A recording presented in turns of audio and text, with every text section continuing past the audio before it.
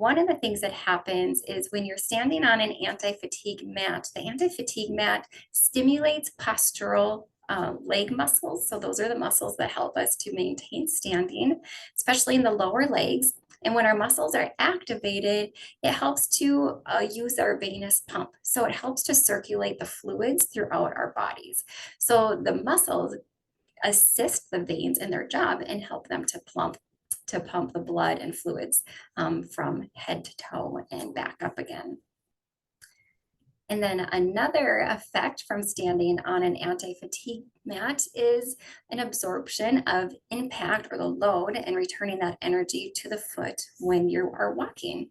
So the low impact, high contact area and energy conserved will correlate with less pain and less fatigue.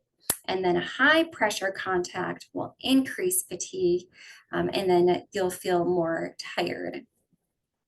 So in short, basically an anti-fatigue mat absorbs the shock when you're walking and creates a cushioning effect and therefore reduces fatigue. And that fatigue can have a secondary effect and travel throughout your legs and sometimes your back too. And then when you are shopping for an anti-fatigue mat, there are some great tips and areas to consider. You want to consider the amount of compression that the fatigue mat is showing.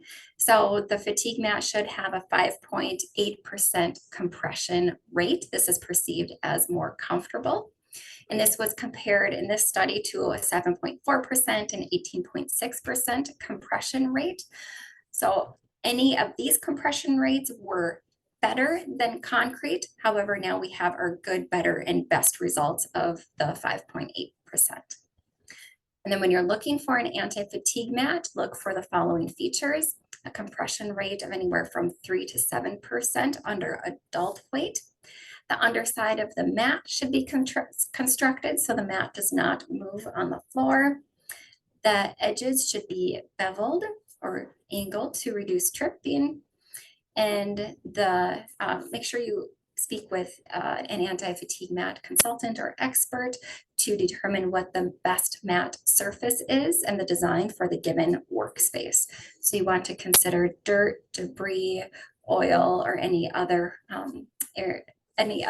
elements that would be brought into that workplace.